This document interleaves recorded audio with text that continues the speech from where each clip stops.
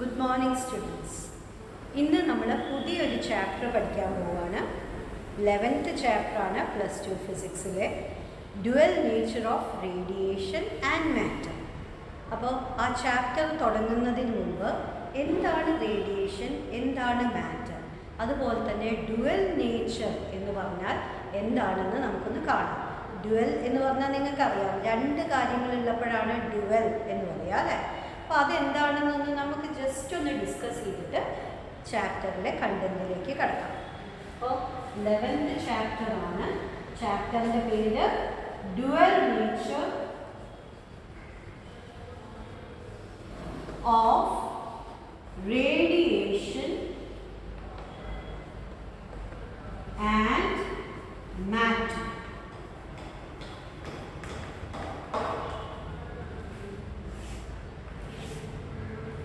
നിങ്ങൾ പറഞ്ഞതനുസരിച്ചിട്ട് ഞാൻ കൂട്ടക്ഷരം കുറച്ച് ഒറ്റക്ഷരമായി എഴുതാൻ ശ്രമിക്കുന്നുണ്ട്.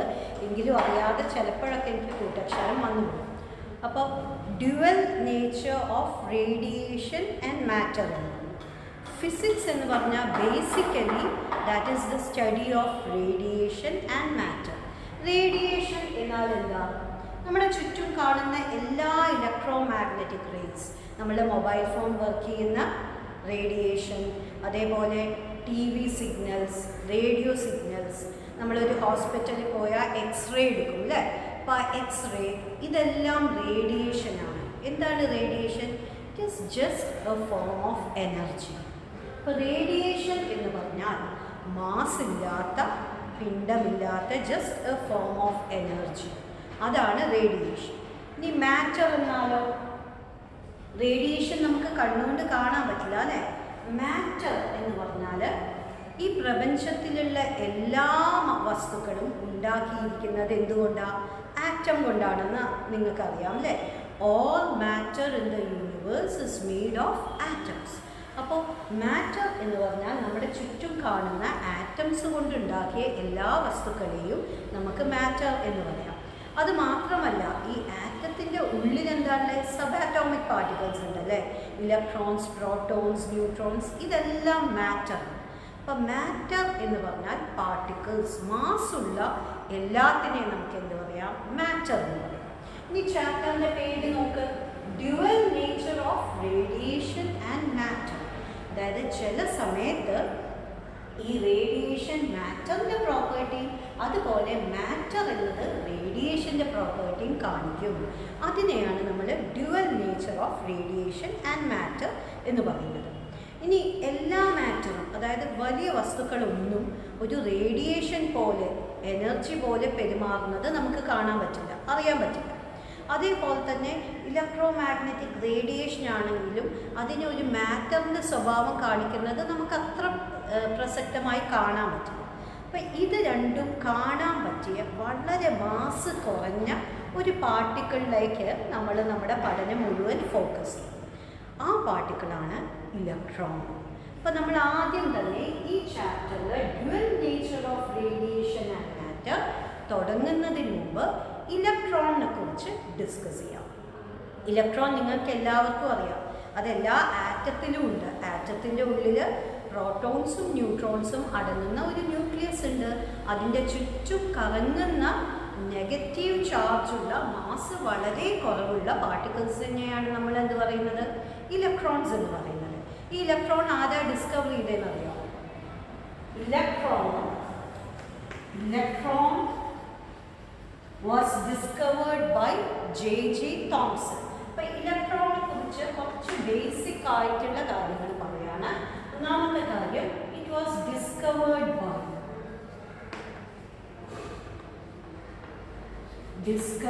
By J.J. Thomson.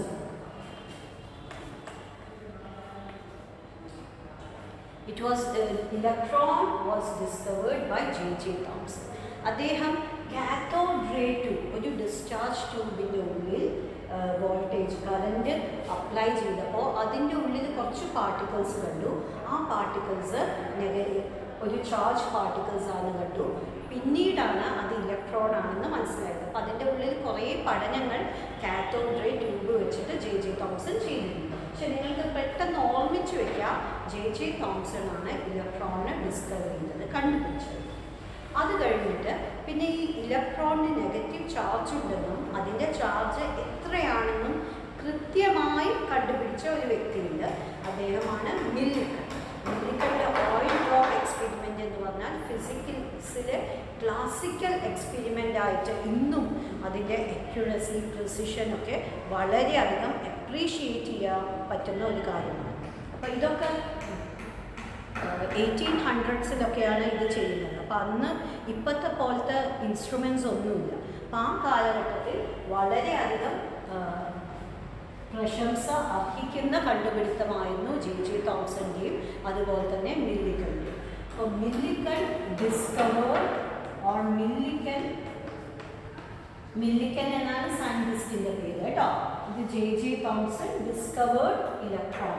മില്ലിക്കൺ ആണ് എന്ത് കണ്ടുപിടിച്ചത്? Charge of an electron. So Millikan found the charge of an electron. The charge of an electron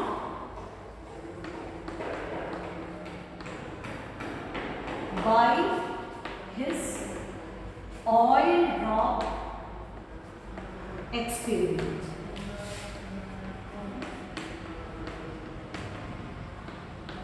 അതേ എക്സ്പെരിമെന്റ് വഴി തന്നെയാണ് നമ്മൾ ഫസ്റ്റ് ചാപ്റ്ററിൽ പഠിച്ചു അല്ലേ? Quantisation of charge. Charge can have only values which are integral multiple of a basic charge in which Q is equal to plus or minus n. അത് ഇതേ എക്സ്പെരിമെന്റിൽ വെച്ചിട്ടാണ് മില്ലിക്കൺ കണ്ടുപിടിച്ചത്. ഇപ്പൊ നമുക്കറിയാം എന്താണ് charge of an electron. Charge of an ഇലക്ട്രോണിനെ നമ്മൾ E എന്ന ലെറ്റർ കൊണ്ടാണ് അല്ലെ ഡിനോട്ട് ചെയ്യുക. E is equal to minus, ഇലക്ട്രോണിന്റെ ചാർജ് നെഗറ്റീവ് ആണെന്ന് അറിയാം, minus 1.6 into 10 raised to minus 19 coulomb. അപ്പോൾ ഈ ഇലക്ട്രോണിന്റെ ചാർജ് നിങ്ങൾക്കറിയാം, ഇപ്പോൾ അറിയാം അതാരാ കണ്ടുപിടിച്ചത്. ചാർജ് ഓഫ് ആൻ ഇലക്ട്രോൺ ആരാ കണ്ടുപിടിച്ചത് എന്നെല്ലാം അറിയാം. ഇനി നമുക്കറിയാം ഒരു മെറ്റൽ എടുത്തു കഴിഞ്ഞാൽ എവിടുന്നാണ് ഒരു ഫ്രീ ഇലക്ട്രോൺസ് അധികം ഉള്ളത്? മെറ്റൽസിലാണ് അല്ലേ? മെറ്റൽസിൽ വളരെയധികം ഫ്രീ ഇലക്ട്രോൺസ് ഉണ്ട്. അതുകൊണ്ട് തന്നെ നമ്മൾ ഇലക്ട്രിക് കറൻറ്റ് അതിലൂടെ പാസ് ചെയ്യാൻ പറ്റും. അപ്പോൾ electrons free to move inside the body of a metal. ഒരു മെറ്റലിൻ്റെ ഉള്ളിൽ ഇലക്ട്രോൺസ് ഫ്രീ ആയി ഇങ്ങനെ മൂവ് ചെയ്യാൻ പറ്റും. പക്ഷേ ആ ഇലക്ട്രോണിനെ നമുക്ക് മെറ്റലിൻ്റെ സർഫസിൽ നിന്ന് പുറത്തേക്ക് എടുക്കാൻ പറ്റും? ഇല്ല, അതത്ര എളുപ്പം പറ്റില്ല.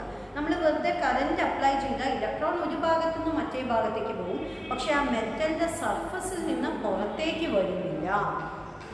അപ്പം എങ്ങനെയാണ് നമുക്ക് ഇലക്ട്രോണിനെ പുറത്തേക്ക് കൊണ്ടുവരാൻ പറ്റുക മെറ്റലിൻ്റെ സർഫസിൽ നിന്ന്? അപ്പോൾ ഒരു മെറ്റലിൻ്റെ ഉള്ളിൽ കുറേ ഫ്രീ ഇലക്ട്രോൺസ് ഉണ്ടെങ്കിലും അവയെല്ലാം ആ മെറ്റലിൻ്റെ ഉള്ളിലുള്ള പോസിറ്റീവ് അയോൺസിൽ ബൗണ്ടാണ്. പോസിറ്റീവ് അയോൺസ് അതിനെ പിന്നെ അട്രാക്ട് ചെയ്ത് പിടിക്കും. സപ്പോസ് ഇതൊരു മെറ്റൽ പീസ് ആണെന്ന് വിചാരിക്കുക. അപ്പം ഇതിൻ്റെ ഉള്ളിൽ കുറേ പോസിറ്റീവ് അയോൺസ് ഉണ്ട്. അതിൻ്റെ ഉള്ളിൽ ഒഴുകി നടക്കുന്ന ഒരു ക്ലൗഡ് ഓഫ് ഇലക്ട്രോൺസ് ഉണ്ട്. ഇലക്ട്രോൺസ് ഇതിൻ്റെ ഉള്ളിൽ ഒഴുകാൻ ഫ്രീ ആണ്, പക്ഷേ അതിന് പുറത്തേക്ക് വരുന്നില്ല. എന്താ കാരണം? ഈ ഓരോ ഇലക്ട്രോണിനെയും അട്രാക്ട് ചെയ്യുന്ന പോസിറ്റീവ് അയോൺസ് ഇതിൻ്റെ അകത്തുണ്ട്. അപ്പോൾ നമുക്കൊരു ഇലക്ട്രോണിനെ ഈ മെറ്റലിൻ്റെ സർഫസിൽ നിന്ന് പുറത്തേക്ക് എമിറ്റ് ചെയ്യണം, നോക്കൗട്ട് ചെയ്യണമെങ്കിൽ എന്ത് ചെയ്യണം? കിക്ക് ചെയ്യണമെങ്കിൽ എന്ത് ചെയ്യണം? ഈ ഇലക്ട്രോണിന് കുറച്ച് എനർജി കൊടുക്കണം അല്ലേ? ഈ ഇലക്ട്രോണിന് കുറച്ച് എനർജി കൊടുത്തു കഴിഞ്ഞാൽ മാത്രമേ എന്ത് സംഭവിക്കുള്ളൂ?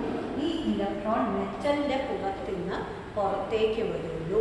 ഇങ്ങനെ ഇലക്ട്രോണിന് കുറച്ച് എനർജി കൊടുത്തിട്ട് അത് ആ മെറ്റലിൽ നിന്ന് പുറത്തേക്ക് വരുന്നതിനെയാണ് നമ്മൾ എന്ത് പറയുക? ഇലക്ട്രോൺ എമിഷൻ എന്ന് പറയുന്നത്. അപ്പോൾ നമുക്ക് ഇലക്ട്രോൺ എമിഷനെ കുറിച്ച് പഠിക്കാം.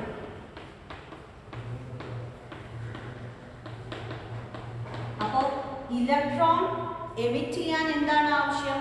നമ്മൾക്ക് ഈ മെറ്റലിലേക്ക് കുറച്ച് എനർജി കൊടുക്കണം അല്ലേ? അപ്പോൾ എത്രത്തോളം എനർജി കൊടുക്കണം? ഓരോ മെറ്റലിനും അത് വ്യത്യസ്തമാണ്. അപ്പോൾ ഓരോ മെറ്റലിനും ഒരു മിനിമം ലെവൽ ഓഫ് എനർജി ഉണ്ട്. അത്ര കിട്ടിയാൽ മാത്രമേ അതിൻ്റെ ഉള്ളിലുള്ള ഇലക്ട്രോൺ പുറത്തേക്ക് വരുള്ളൂ. ആ മിനിമം എനർജിയെ നമ്മൾ പറയുന്നതാണ് വർക്ക് ഫംഗ്ഷൻ. അപ്പം എന്താണ് work function? The minimum energy required by an electron to escape from the metal surface. അത് ഓരോ മെറ്റൽ എടുത്താലും അതിൻ്റെ വാല്യൂ വ്യത്യസ്തമായിരിക്കും. അപ്പോൾ അറ്റ്ലീസ്റ്റ് ആ വർക്ക് ഫംഗ്ഷൻ്റെ അളവ് എനർജി കൊടുത്താലേ എന്ത് സംഭവിക്കുള്ളൂ, ഒരു മെറ്റൽ സർഫസിൽ നിന്ന് ഇലക്ട്രോൺ പുറത്തേക്ക് വരുള്ളൂ. അപ്പോൾ ഇലക്ട്രോൺ എമിഷൻ എന്ന് പറഞ്ഞാൽ എന്താണ്, ഒരു മെറ്റലിൽ നിന്ന് പുറത്തേക്ക് ഇലക്ട്രോൺ വരുന്നതിനാണ്. ഇലക്ട്രോൺ എമിഷന് ആവശ്യമായത് എന്താണ്, വർക്ക് ഫംഗ്ഷൻ. അപ്പോൾ എന്താണ് വർക്ക് ഫംഗ്ഷൻ, അതിൻ്റെ ഡെഫിനിഷൻ നിങ്ങളൊന്ന് എഴുതുക, അത് പഠിക്കാൻ വേണം കേട്ടോ. അപ്പോൾ work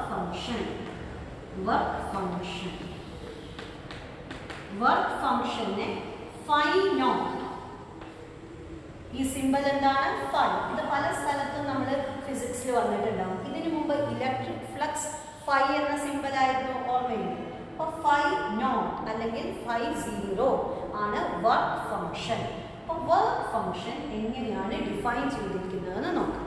work function is the minimum energy required by an electron to escape from a metal surface. അത് ഓരോ മെറ്റലിനും വ്യത്യസ്തമായിരിക്കും എന്ന് പറയും. So what is work function? The minimum energy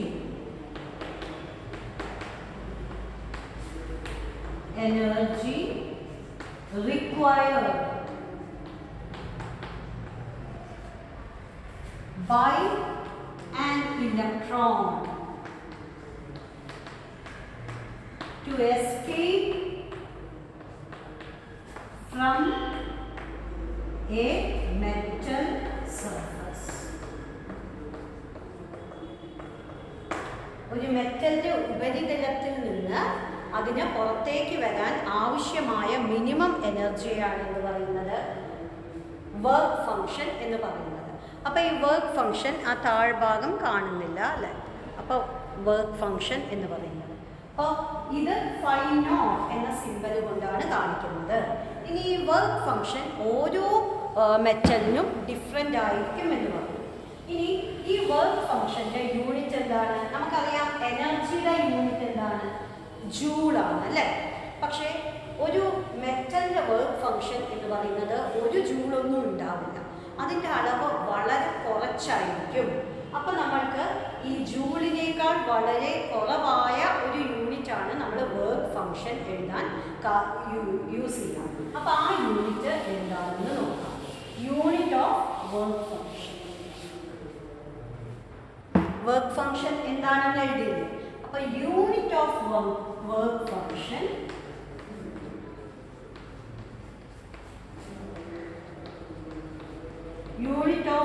function എന്ന് പറയുന്നത് ഇലക്ട്രോൺ വോൾട്ട്.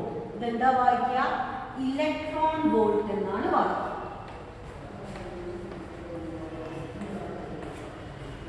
ഇലക്ട്രോൺ വോൾട്ട് എന്നതുകൊണ്ട് ഉദ്ദേശിക്കുന്നത് നമ്മൾ ഒരു കറന്റ്, ഒരു വോൾട്ടേജ് കൊടുക്കുമ്പോൾ ഒരു ഇലക്ട്രോണിന് എത്ര വോൾട്ട്, എത്ര എനർജി കിട്ടുന്നു, അതിനെയാണ് ഇലക്ട്രോൺ വോൾട്ട് എന്ന് പറയാം.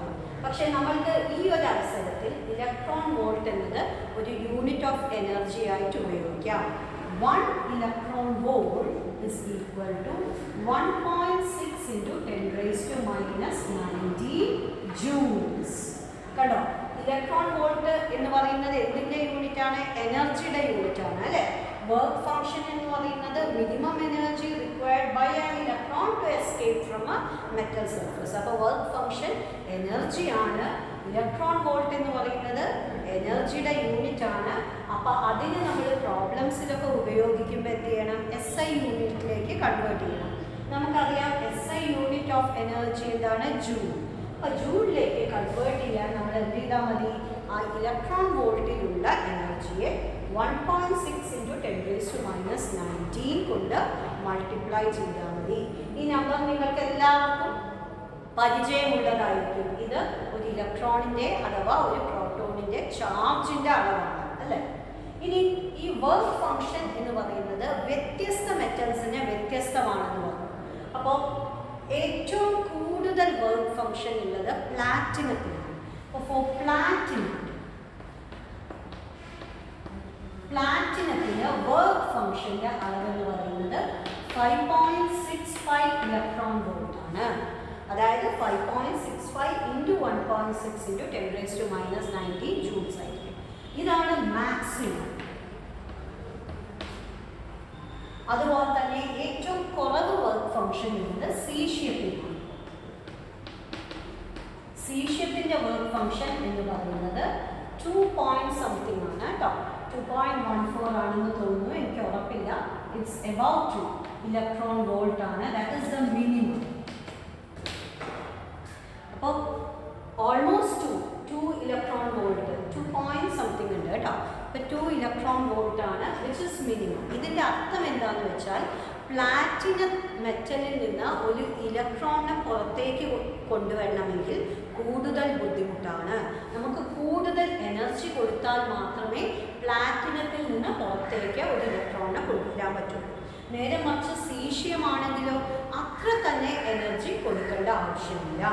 അപ്പോൾ പ്ലാറ്റിനം ഒരു പക്ഷേ അൾട്രാ വയലറ്റ് ലൈറ്റ്, അതിൻ്റെ ഹൈ എനർജി ഉള്ള അൾട്രാ വയലറ്റ് ലൈറ്റ് കൊടുത്തു കഴിഞ്ഞാലും എന്താണ് ചിലപ്പോൾ ഇത് ഇലക്ട്രോൺ പുറത്തേക്ക് വരില്ല.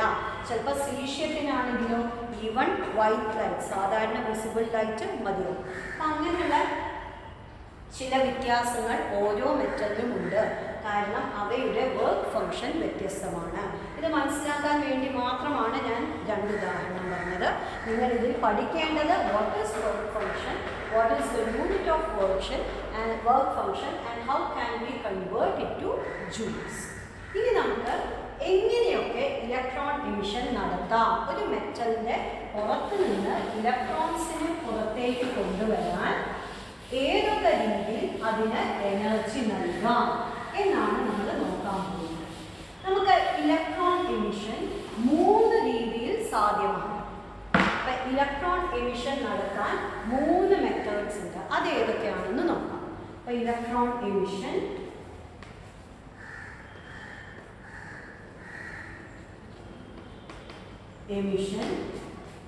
നടത്താൻ 3 രീതിയിലുണ്ട്. അതിൽ ഒന്നാമത്തതാണ് തെർമയോണിക് എമിഷൻ. Ionic emission.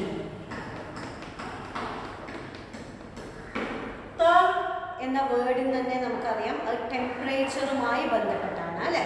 അപ്പോൾ നമ്മൾ ഒരു മെറ്റൽ സർഫസ് വളരെ നന്നാക്കി ചൂടാക്കി കഴിഞ്ഞാൽ എന്ത് സംഭവിക്കും? അതിൽ നിന്ന് ഇലക്ട്രോൺസിന് enough energy to escape from metal surface ലഭിക്കും. അതായത് നമ്മളൊരു മെറ്റലിനെ വളരെ നന്നാക്കി ചൂടാക്കി കഴിഞ്ഞാൽ അതിലുള്ള ഇലക്ട്രോൺ അവയ്ക്ക് ആവശ്യമുള്ള എനർജി എടുത്ത് പുറത്തേക്ക് വരും. ഇതിനെയാണ് നമ്മൾ എന്ത് പറയുന്നത്? തെർമയോണിക് എമിഷൻ എന്ന് പറയുന്നത്. തെർമയോണിക് എമിഷൻ എന്ന് പറഞ്ഞാൽ എന്താ? If we give heat a metal surface sufficiently, ചിലപ്പോൾ ചെറുതാക്കി ചൂടാക്കിയാലൊന്നും ഇലക്ട്രോൺസ് വരണമെന്നില്ല. വർക്ക് ഫംഗ്ഷനേക്കാൾ കൂടുതൽ എനർജി നമ്മൾ കൊടുക്കണം, എങ്കിൽ മാത്രമേ ഇലക്ട്രോൺസ് പുറത്തേക്ക് വരുള്ളൂ കേട്ടോ. If we heat A metal surface sufficiently, electrons may get enough energy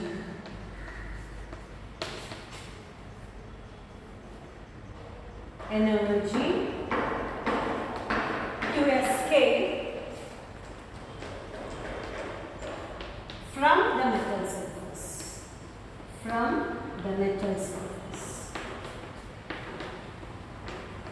ഇതിനെയാണ് നമ്മൾ എന്ന് പറയുന്നത് തെർമയോണിക് എമിഷൻ. അപ്പോൾ തെർമൽ ടെമ്പറേച്ചർ, അപ്പോൾ ടെമ്പറേച്ചർ കൂട്ടിയിട്ട് അയോൺ എന്ന് പറഞ്ഞാൽ എന്താണ്? ഇലക്ട്രോൺ നഷ്ടപ്പെട്ടതിനെയാണ് അല്ലെങ്കിൽ ചാർജുള്ള വസ്തുക്കളെയാണ് അയോൺസ് എന്ന് പറയുന്നത്. അപ്പോൾ തെർമയോണിക് എമിഷൻ എന്ന് പറഞ്ഞാൽ ചൂടാക്കുന്നത് കൊണ്ട് ഇലക്ട്രോൺസ് ഒരു മെറ്റലിൽ നിന്ന് പുറത്തേക്ക് വരികയാണെങ്കിൽ ആ പ്രോസസ്സിന് നമ്മൾ പറയും തെർമയോണിക് എമിഷൻ. ഇനി രണ്ടാമത്തെ മെത്തേഡ് എന്ന് പറഞ്ഞാൽ ഫീൽഡ് എമിഷൻ.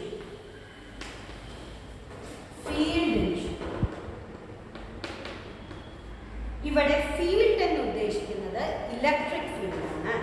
ചിലപ്പോൾ നല്ല ഹൈ വോൾട്ടേജ് കൊടുത്ത്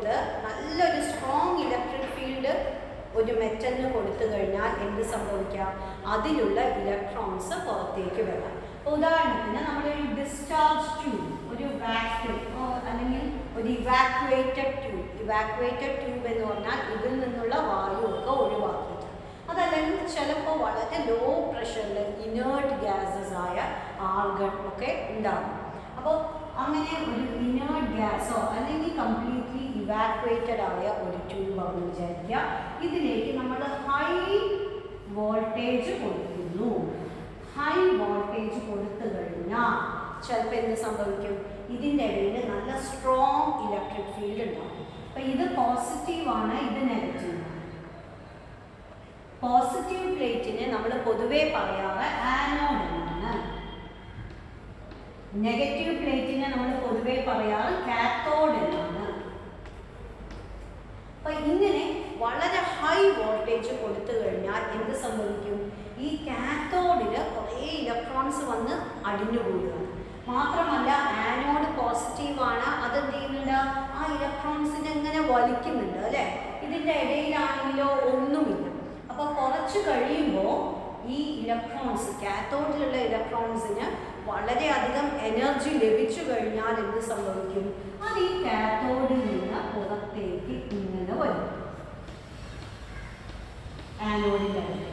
അപ്പോൾ നമ്മൾ ഈ മെറ്റൽ സർഫസിൽ നിന്ന് ഇലക്ട്രോണിക്സിനെ എമിറ്റ് ചെയ്തില്ലേ, പുറത്തേക്ക് കിക്ക് ചെയ്തില്ലേ? അപ്പോൾ ഈ മെത്തേഡിനെയാണ് നമ്മൾ ഫീൽഡ് എമിഷൻ എന്ന് പറയുന്നത്. ആദ്യമായി ഇലക്ട്രോൺ കണ്ടുപിടിക്കുമ്പോഴും ജെ തോംസൺ ഇങ്ങനെ കാത്തോഡ് റേ ആണ് കണ്ടത്. ആദ്യം അദ്ദേഹം കാത്തോഡിൽ നിന്ന് എന്തോ വരുന്നു, അതിനെ കാത്തോഡ് റേ എന്ന് വിളിച്ചു.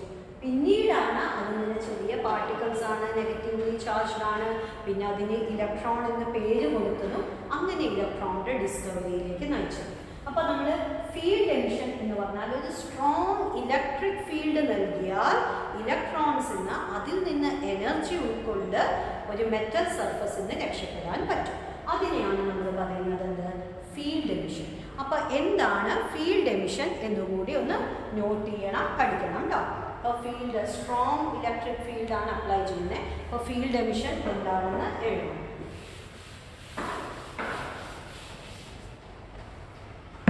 Field emission എന്നാൽ the thermionic emission, the field emission. If we apply a strong electric field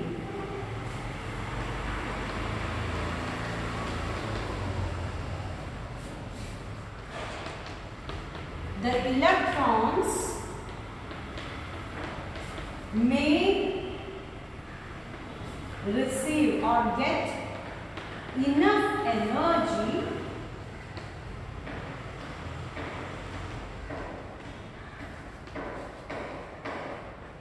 to escape from the metal surface.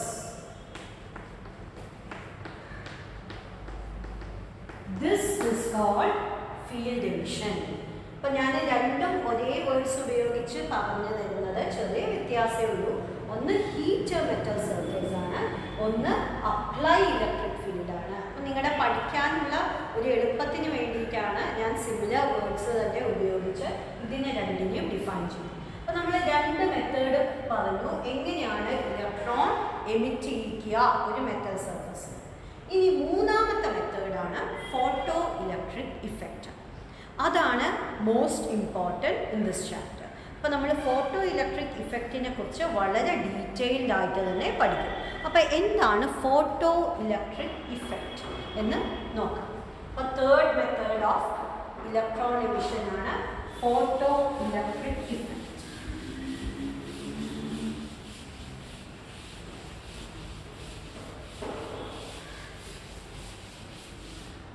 അപ്പോൾ ഫോട്ടോ ഇലക്ട്രിക് ഇഫക്റ്റ് എന്താണെന്ന് നോക്കാം. അത് third method to emit electron ആണ് photo electric effect.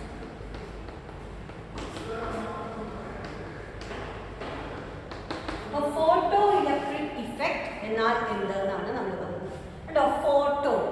Photo എടുക്കാൻ നമുക്ക് എന്താ ആവശ്യം? Light വേണം അല്ലേ? ലൈറ്റ് ഇല്ലെങ്കിൽ ഫോട്ടോ ഒന്നും ക്ലിയർ ആവില്ല. അപ്പോൾ ഫോട്ടോ എന്ന വാക്കുകൊണ്ട് ലൈറ്റ് ആണ് ഉദ്ദേശിക്കുന്നത്. അപ്പോൾ ഫോട്ടോ ഇലക്ട്രിക് ഇഫക്റ്റ് എന്ന് പറഞ്ഞാൽ ചില സമയത്ത് ഒരു ആവശ്യമുള്ള അത്ര ഫ്രീക്വൻസിയിൽ ലൈറ്റ് ഒരു മെറ്റലിൻ്റെ പുറത്ത് വന്ന് വീഴുമ്പോൾ ആ മെറ്റലിൽ നിന്ന് ഇലക്ട്രോൺസ് രക്ഷപ്പെട്ടു പോകും. ഇതിനെയാണ് നമ്മൾ എന്ത് പറയുന്നത്, ഫോട്ടോ ഇലക്ട്രിക് ഇഫക്റ്റ്. ഒരു മെറ്റൽ സർഫസ് ഉണ്ട് എന്ന് വിചാരിക്കുക. നമുക്കറിയാം മെറ്റലിൻ്റെ ഉള്ളിൽ ഇലക്ട്രോൺസ്, ഫ്രീ ഇലക്ട്രോൺസ് എന്നവയെ വിളിക്കുകയാണെങ്കിലും അവയെല്ലാം അയോൺസ്, പോസിറ്റീവ് അയോൺസ് അവയെ ഇങ്ങനെ അട്രാക്ട് ചെയ്ത് പിടിച്ചിരിക്കുകയാണ് അല്ലേ. They are bound to the positive ions in a metal. therefore ഇതൊരു മെറ്റൽ സർഫസ് ആണെന്ന് വിചാരിക്കുക. അപ്പം ഇതിൻ്റെ ഉള്ളിൽ കുറേ ഇലക്ട്രോൺസ് ഉണ്ട്. ഓരോ ഇലക്ട്രോണും വ്യത്യസ്ത എനർജി ആയിരിക്കും. ഇനി നമ്മൾ ഈ ഒരു മെറ്റൽ സർഫസ് ഒരു നല്ല ഹൈ ഫ്രീക്വൻസി അല്ലെങ്കിൽ ആവശ്യത്തിന് ഫ്രീക്വൻസിയുള്ള ലൈറ്റ് ഇവിടെ വന്നിരിക്കുകയാണെന്ന് വിചാരിച്ചു. അപ്പം ഇതെന്താണ്, മെറ്റൽ സർഫസ് ആണ് കേട്ടോ, മെറ്റൽ സർഫസ് ആണ്. ഇതെന്താണ്, light of sufficient frequency.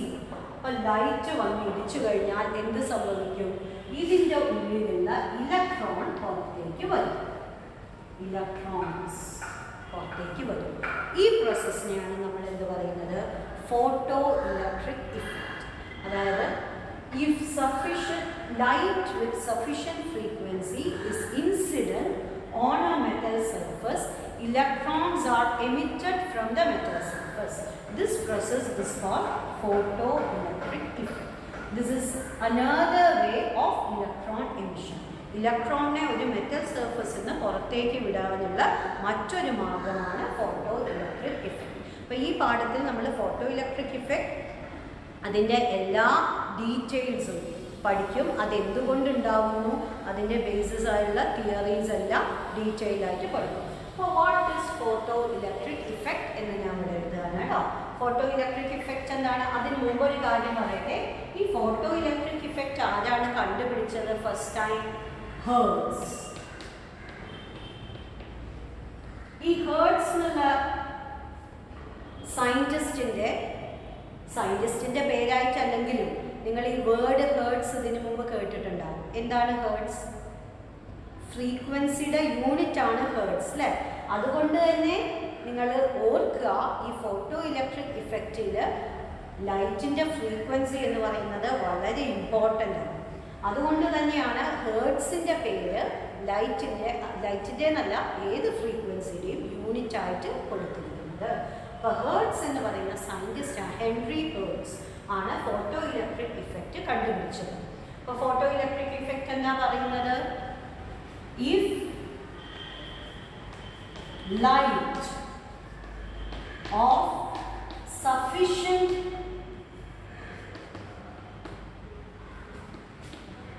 frequency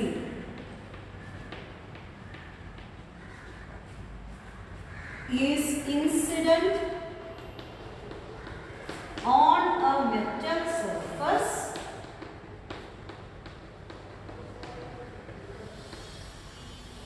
electrons are emitted by the metal surface.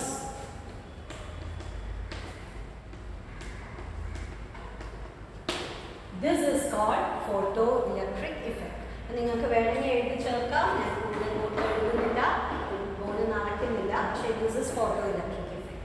Light of sufficient frequency is incident on a metal surface. Electrons are emitted by the metal surface. This property is called photoelectric effect. And അങ്ങനെ emit ചെയ്യപ്പെടുന്ന ഇലക്ട്രോൺസിനെ എന്താ പറയുക, photo electrons എന്നാണ് പറയുക. The electrons so emitted, the electrons so emitted are called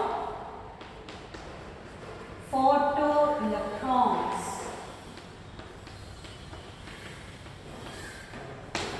അങ്ങനെ emit ചെയ്യുന്ന ഇലക്ട്രോൺസിനെ എന്ത് പറയും, ഫോട്ടോ ഇലക്ട്രോൺസ്.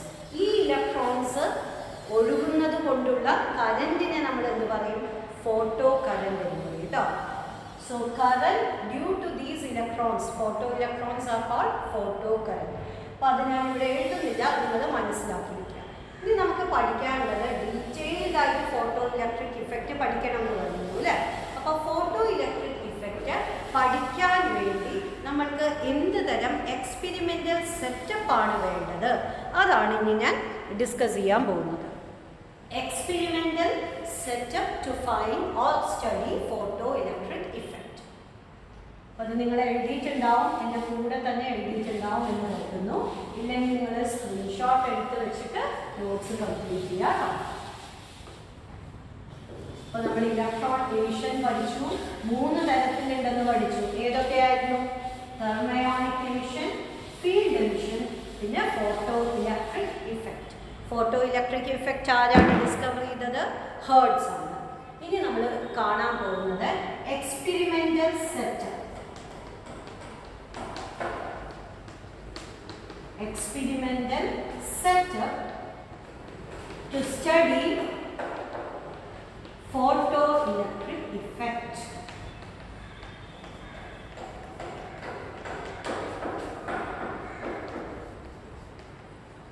Photoelectric effect പഠിക്കാൻ ആവശ്യമായ experimental setup.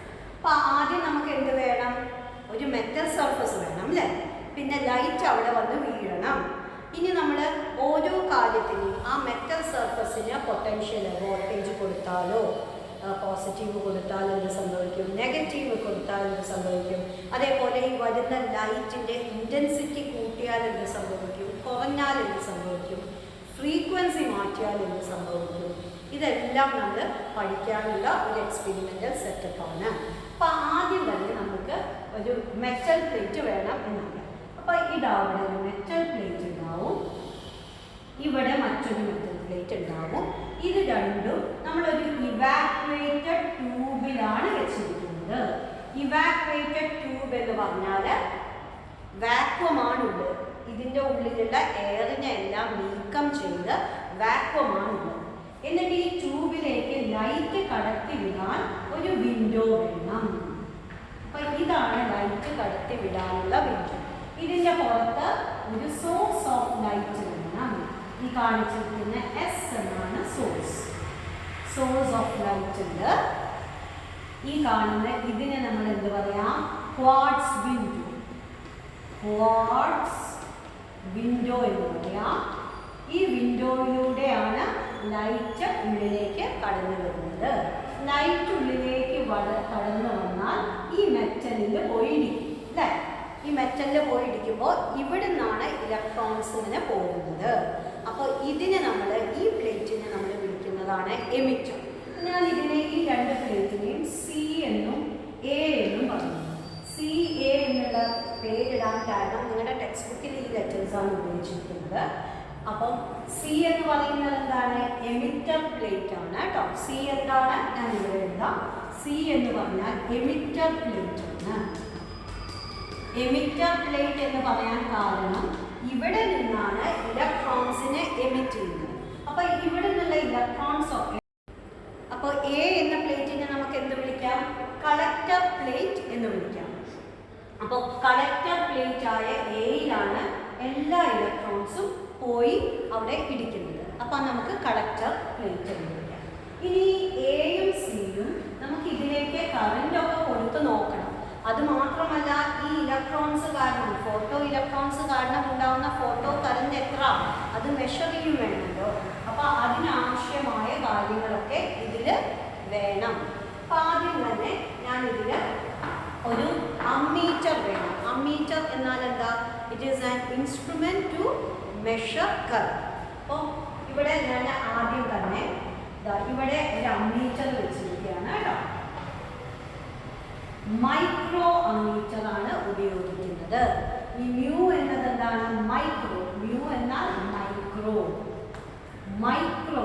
1 micro ampere is equal to 10⁻⁻6 ampere. അപ്പോൾ വളരെ ചെറിയ കറണ്ടേ ഉണ്ടാവും. അതുകൊണ്ട് സാധാരണ വെറും അമ്മീറ്റർ വെച്ചാൽ 1 ആംപിയർ ഒക്കെയാണ് അതിൻ്റെ റേഞ്ച് ഉണ്ടാവുക.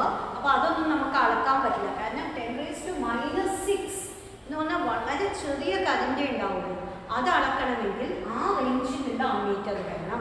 അതുകൊണ്ട് ഞാനൊരു മൈക്രോ അമ്മീറ്ററാണ് ഇവിടെ വെച്ചിട്ടുള്ളത്, ഒരു മൈക്രോ അമ്മീറ്റർ. ഇനി നമുക്ക് വോൾട്ടേജ് ഒക്കെ നോക്കണം. പിന്നെ ഇടയ്ക്ക് സീനെ നമ്മൾ നെഗറ്റീവ് ആക്കും, ഇടയ്ക്ക് പോസിറ്റീവ് ആക്കും. അപ്പോൾ നമ്മൾ കൊടുക്കുന്ന കറണ്ടിൻ്റെ തന്നെ ദിശയൊക്കെ മാറ്റും. അപ്പോൾ ഞാൻ ഇവിടെ ഈ എയും സിന്നും വരുന്ന വയേഴ്സ് ഇത് രണ്ടുമല്ലേ വരുന്നത്. അപ്പോൾ ഇത് ഞാനൊരു കമ്മ്യൂട്ടേറ്റർ എന്ന് പറയുന്ന ഒരു സാധനത്തിലേക്കാണ് കണക്ട് ചെയ്യുന്നത്. അപ്പോൾ ഇവിടെ ഇങ്ങനെ കാണിച്ചാൽ ഇതിനെ നമ്മൾ കമ്മ്യൂട്ടേറ്റർ എന്നാണ് പറയുക. ഞാൻ കംപ്ലീറ്റ് ഫിഗർ വരച്ചു കഴിഞ്ഞാൽ ഇതെന്താണെന്ന് എനിക്ക് പറഞ്ഞു തരാൻ പറ്റും. അപ്പോൾ നമ്മളൊരു കമ്മ്യൂട്ടേറ്റർ ഉണ്ട്, കമ്മ്യൂട്ടേറ്റർ ഉണ്ട്. ഇനി ഈ കമ്പ്യൂട്ടേറ്ററിലേക്ക് നമുക്ക് ഇവിടെ എന്തൊക്കെ കൊടുക്കണം? ഇവിടെ നമുക്ക് ഇതിൻ്റെ വോൾട്ടേജ് എത്രയാണെന്ന് അറിയാൻ ഒരു വോൾട്ട് മീറ്റർ വേണം. മാത്രമല്ല ഇതിലേക്ക് കറണ്ട് കൊടുക്കണം, വേരിയബിൾ കറണ്ട് ഇടയ്ക്കിടയ്ക്ക് ചേഞ്ച് ചെയ്ത് കൊടുക്കണം അല്ലേ. അപ്പം ഞാൻ ഇവിടെ എന്താണ് കണക്ട് ചെയ്യുന്നത്? ഒരു റിയോസ്റ്റാറ്റ് എന്ന് പറയും. ഒരു റിയോസ്റ്റാറ്റ് കണക്ട് ചെയ്യുന്നതാണ്. ഓക്കെ, അപ്പോൾ ഇവിടെ ഇങ്ങനെ ഈ റിയോസ്റ്റാറ്റിലേക്ക് ഞാനിവിടെ ഒരു സെല്ല് നൽകുന്നു. അപ്പോൾ എന്തൊക്കെയുണ്ട്? താഴ്ഭാഗം കാണുന്നുണ്ടെങ്കിൽ അപ്പോൾ നമുക്ക് ഇവിടെ എന്തൊക്കെയുണ്ട്? ഇവിടെ നമ്മളൊരു കമ്മ്യൂട്ടേറ്റർ ഉണ്ട്. ഉദാഹരണത്തിന് ഇത് സിയിൽ നിന്ന് വരുന്നതാണ്, ഇത് എയിൽ നിന്ന് വരുന്നതാണ് അല്ലേ. അപ്പോൾ ഇവിടെ നമുക്ക് ഈ സിയിനെ ഇവിടെയും എയിനെ ഇവിടെയും കണക്ട് ചെയ്ത് കഴിഞ്ഞാൽ സി കണക്ട് ചെയ്തിരിക്കുന്നത് നെഗറ്റീവ് പ്ലേറ്റിലേക്കും എ കണക്ട് ചെയ്തിരിക്കുന്നത് പോസിറ്റീവിലേക്കും ആവും. സി നെഗറ്റീവും എ പോസിറ്റീവും. നേരെ മറിച്ച് ഇവിടെയല്ല, ഞാൻ നേരെ ഇതിനെ ഇങ്ങോട്ടാണ് കൊടുക്കുന്നതെങ്കിൽ ഇതിനെ ഞാൻ ഇങ്ങോട്ടല്ല ഇവിടെയാണ് കണക്ട് ചെയ്യുന്നത് എങ്കിൽ എനെ ഇവിടെ കണക്ട് ചെയ്യുകയാണ്. അതേപോലെ തന്നെ സീനെ ഇവിടെ കണക്ട് ചെയ്യുകയാണെങ്കിൽ എന്ത് സംഭവിക്കും? എ എന്ന് പറയുന്നത് നെഗറ്റീവിലേക്കും സി എന്ന് പറയുന്നത് പോസിറ്റീവിലേക്കും. അപ്പോൾ ഈ കമ്മ്യൂട്ടേറ്റർ എന്ന് പറയുന്നത് വ്യത്യസ്തമായി കൊടുക്കാനാണ്. ചിലപ്പോൾ നമുക്ക് സീനെ നെഗറ്റീവ് ആക്കേണ്ടി വരും, എനെ പോസിറ്റീവ് ആക്കേണ്ടി വരും. ചിലപ്പോൾ നേരെ തിരിച്ചും ആവശ്യം വരും. അപ്പോൾ അതിനു വേണ്ടി കറണ്ടിൻ്റെ ഡയറക്ഷൻ ചേഞ്ച് ചെയ്യാനാണ് എന്തുപയോഗിക്കുന്നത്? കമ്മ്യൂട്ടേറ്റർ ഉപയോഗിക്കുന്നത്. വി എന്ന് പറയുന്ന വോൾട്ട് മീറ്റർ എന്തിനാണ് ഉപയോഗിക്കുന്നത്? പൊട്ടൻഷ്യൽ അല്ലെങ്കിൽ വോൾട്ടേജ് അളക്കാനാണ്. ഈ മൈക്രോ അമ്മീറ്റർ എന്തിനാണ് ഉപയോഗിക്കുന്നത്? മൈക്രോ അമ്മീറ്റർ ഉപയോഗിക്കുന്നത് ഫോട്ടോ കറണ്ട്, അതായത് ഈ ഫോട്ടോ ഇലക്ട്രിക് ഇഫക്റ്റ് നടന്ന ഇലക്ട്രോൺസ് മൂവ് ചെയ്യുമ്പോഴുള്ള കറണ്ട് അളക്കാനാണ്. അപ്പോൾ ഇത് ഓരോന്നും എന്തിനാണ് ഉപയോഗിക്കുന്നത് എന്ന് വളരെ ചെറുതാക്കിയിട്ടൊന്ന് പറയാം. അപ്പോൾ ഇവിടെ നമ്മൾ മൈക്രോ അമ്മീറ്റർ, പിന്നെ മൈക്രോ അമ്മീറ്റർ ആണ് ഇവിടെ ഉള്ളത്. അതെന്തിനാണ് യൂസ് ചെയ്യുന്നത്? To measure current, to measure photo current.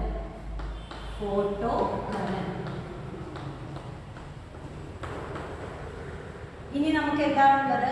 Commutator. Commutator എന്തിനാണ് ഉപയോഗിക്കുന്നത്? കമ്മ്യൂട്ടേറ്റർ ഉപയോഗിക്കുന്നത് to change the direction of current, the direction of current.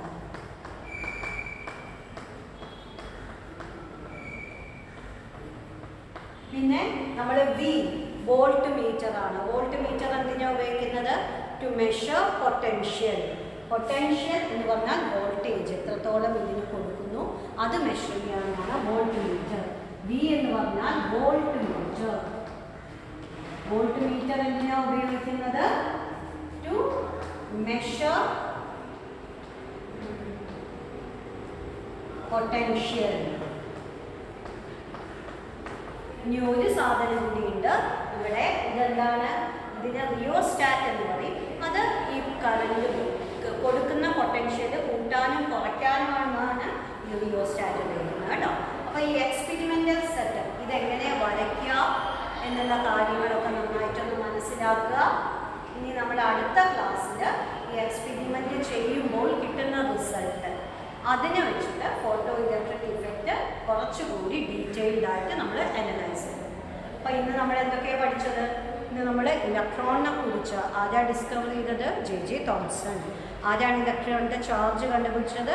Millikan through his oil drop experiment.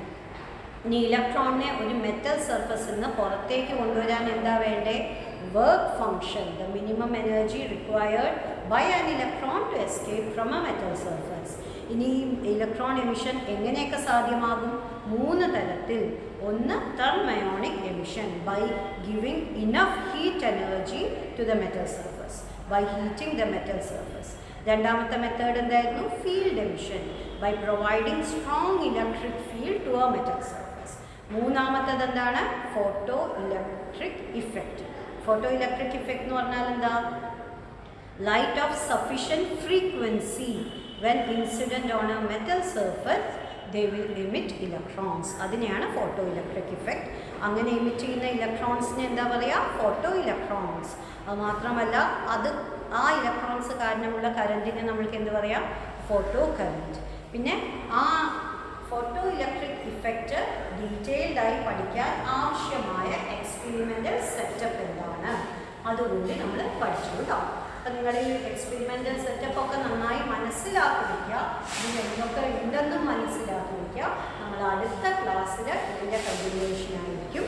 ഈ എക്സ്പെരിമെൻ്റ് ചെയ്തിട്ട് എന്തെല്ലാമാണ് ഒബ്സർവ് ചെയ്തത്, അതിന് എന്തൊക്കെ കൺക്ലൂഡ് ചെയ്തു എന്ന് അടുത്ത ക്ലാസ്സിൽ എടുക്കും.